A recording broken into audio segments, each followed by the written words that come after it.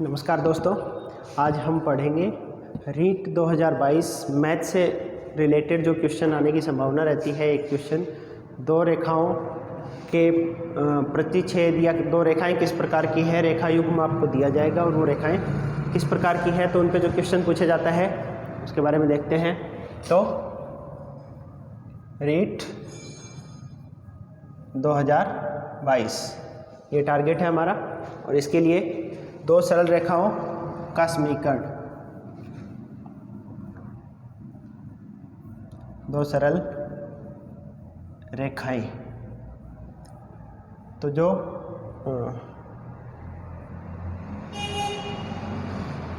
रेखाएं, तो दो सरल रेखाएं किस प्रकार की हो सकती है वो देखते हैं।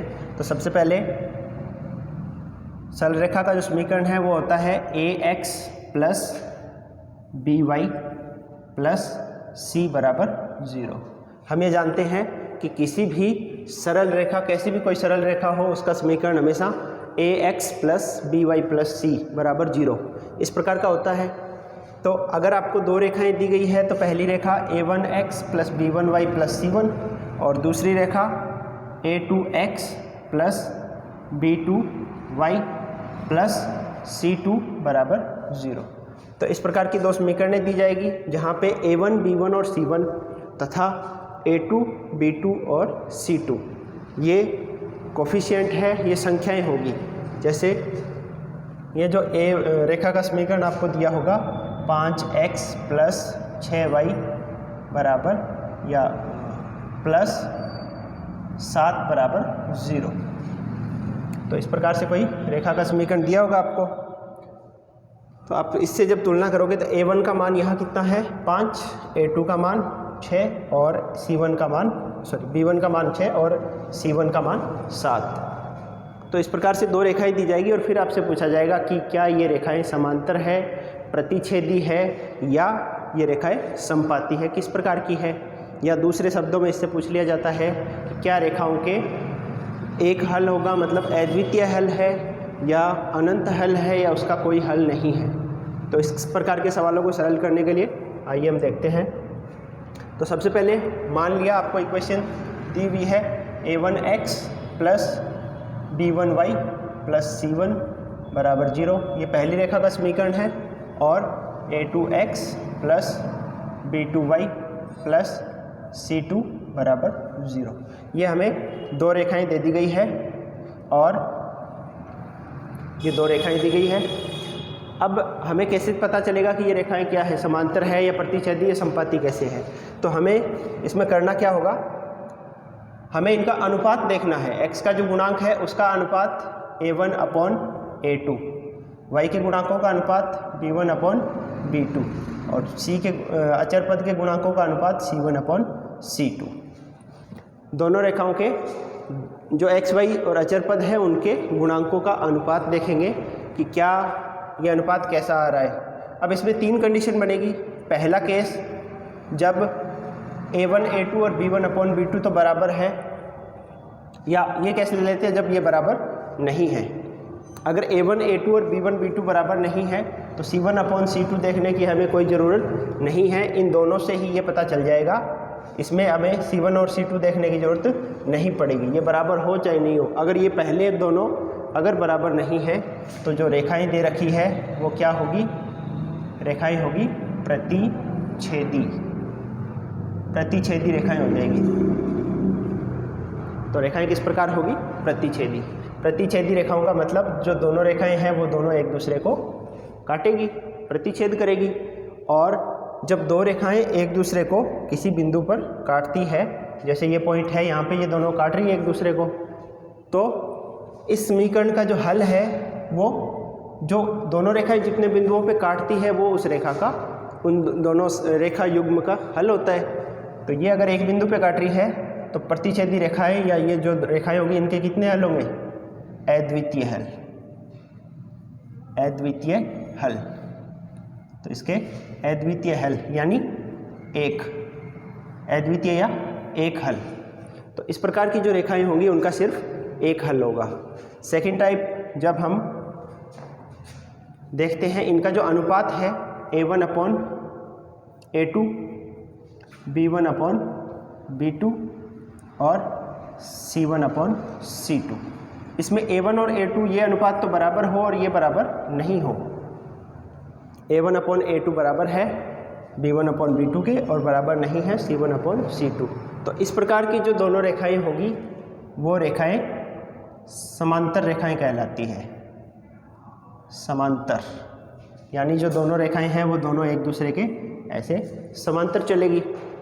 और अगर रेखाएं समांतर है तो आपको पता होगा कि ये दोनों एक दूसरे को इन दोनों समीकरणों का हल क्या होता है, जहाँ पे ये दोनों रेखाएं एक दूसरे को काटती है। यहाँ पे दोनों रेखाएं एक दूसरे को कभी नहीं काटेगी समांतर रेखाएं, अतः इसका कोई हल नहीं होगा, कोई हल नहीं। तो इस प्रकार की जो रेखाएं होंगी जहाँ A1 अपॉन A2 और B1 अपॉन B2 बराबर है, C1 अपॉन C2 बराबर नहीं है, तो उन रेखाओं का कोई हल नहीं होगा। और तीसरा प्रकार है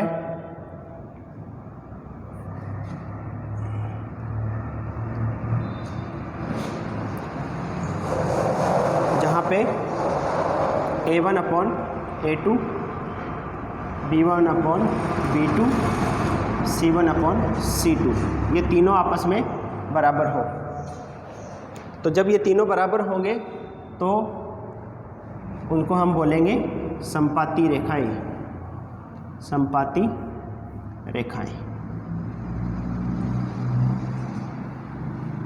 संपाती का मतलब है कि एक रेखा जहाँ से गुजर रही है दूसरी रेखा भी उसी के बिल्कुल ऊपर है। अलग कलर से दिखा देता हूँ मैं आपको। पहली जो रेखा थी बिल्कुल उसी के ऊपर दूसरी रेखा है, तो इसीलिए इन दोनों रेखाओं को बोलते हैं संपाती रेखाएं। और आप देख सकते हो कि ये ऐसे इसके ऊपर है पहले वाली के, तो आप देख सकते हो दो संपाती रेखाएं एक दूसरे को कितने बिंदुओं पे काटती है, यहाँ पे भी काट रही है, यहाँ हर बिंदु पे काट रही है। तो इसका मतलब ये दोनों एक दूसरे को अनंत बिंदुओं पे काटती है। और अभी मैंने बताया था कि कोई भी रेखाएं एक दूसरे को जितने बिंदुओं पे काटती है उतने उसके हल होते हैं। जैसे इसका एक हल था, इसका कोई हल नहीं था, वैसे ही इसके कितने हल हो जाएंगे, अनंत बिंदुओं पे काट रही है तो इसके अनंत हल होंगे। तो अनंत हल, तो संपाती रेखाओं के अनंत हल होते हैं। तो आप देख सकते हो, अगर एक उदाहरण से हम इसको समझने की कोशिश करते हैं कि हमने ये क्या लिखा है, तो जैसे एक एग्जांपल ले रहा हूँ मैं। हमारे पास एक इक्वेशन है 2x प्लस y प्लस 5 बराबर 0 और दूसरी रेखा की समीकरण है 3x प्लस 2y प्लस 9 बराबर 0। तो ये दो रेखाओं की समीकरण में हम सबसे पहले क्या करेंगे, इनके A1 upon A2 B1 upon, यहाँ A1 का मान 2 है, A2 का मान 3 है, तो 2/3 A1 upon A2 B1 upon B2 और C1 अपॉन C2 यानी 5/9। 2/3 1/2 5/9 अनुपात लिख दिए। अब देखते हैं क्या ये आपस में कोई बराबर है। तो 2/3 और 1/2 आपस में बराबर नहीं होते। तो पहला केस हमने पढ़ा है जब A1 अपॉन A2 और B1 अपॉन B2 ये दोनों ही बराबर नहीं हो तो तीसरे को देखने की जरूरत ही नहीं होती। वैसे ये भी बराबर नहीं है पर तीसरे को देखने की जरूरत नहीं होती हमें, सिर्फ इन दोनों से ही ये पता चल जाएगा कि इसको, इसीलिए मैं मिटा देता हूँ क्योंकि इसका हमारा कोई काम नहीं है। तो ये दोनों ही आपस में बराबर नहीं है, इसीलिए ये दोनों रेखाएं किस प्रकार की है, प्रतिच्छेदी। ये रेखाएं प्रतिच्छेदी रेखाएं हैं। प्रतिच्छेदी रेखाएं, इसका मतलब इनको जब आप सरल करोगे x और y के लिए तो इसका सिर्फ एक हल आएगा। तो इसके आगे आप लिख सकते हो अद्वितीय हल। अद्वितीय हल। इसी प्रकार एक एग्जाम्पल और ले रहे हैं अपने। जब रेखाएं इस प्रकार हो 3x प्लस 4y प्लस 6 बराबर 0 और दूसरी जो रेखा का समीकरण है वो है 9x प्लस 12y प्लस 7 बराबर 0। अब ये देखना है कि ये दोनों रेखाएं किस प्रकार की है। तो इसमें भी हम सबसे पहले इनका अनुपात देखेंगे। तो x के अनुपात A1 अपॉन A2 लिखोगे 3/9 B1/B2 4/12, C1/C2 6/7। इसको जब काटोगे 3 से तो ये 1 और ये 3, इसको 4 से काटोगे तो 1 और 3, ये कटेगा नहीं, तो ये हो गया 1/3, ये हो गया 1/3 और ये हो गया 6/7। तो आप देखोगे ये तो बराबर है, ये बराबर नहीं है। तो ये सेकंड केस आ गया, और सेकंड केस में हमें पता है ये रेखाएं क्या बनाएगी, जब A1 A2 और B1 B2 बराबर हो और C1 C2 बराबर नहीं हो तो रेखाएं समांतर होती है। तो रेखाएं समांतर है, और समांतर रेखाएं हैं तो पता चल रहा है कि इन दोनों समीकरणों को जब आप सरल करके देखोगे किसी भी विधि से, तो इसमें हमें x और y का कोई मान नहीं मिलेगा, कोई वास्तविक मान नहीं मिलेगा। इसका मतलब दोनों रेखाएं कभी काटती नहीं है, और वो हम भी बता रहे हैं कि ये समांतर है तो ये कभी नहीं काटेगी। तो इसका कोई हल नहीं होगा, कोई हल नहीं। इसी प्रकार एक थर्ड एग्जांपल और ले लेता हूं मैं, जैसे 2x +